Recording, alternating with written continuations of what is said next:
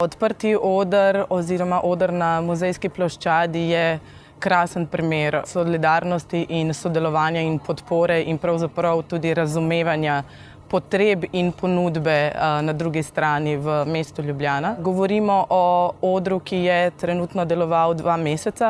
Zvrstilo se je nekaj več kot 40 dogodkov različnih formatov. Govorimo o filmih, gledališču, glasbi, performansih, diskurzivnem programu, vključujoč tudi muzeje, ki so svojimi vsebinami ravno tako obogatili program. Ključni partnerji oziroma izvajalci in nosilci tega projekta so bili Kinoteka Ljubljana, Lutkovno gledališče Ljubljana, Slovensko mladinsko gledališče, Zavod Bunker, Društvo gledališče Glej, tako kot muzej in seveda znotraj tega mnogo različnih nevladnih organizacij in samozaposlenih v kulturi, ki so imeli priložnost se zvrstiti na tem odru.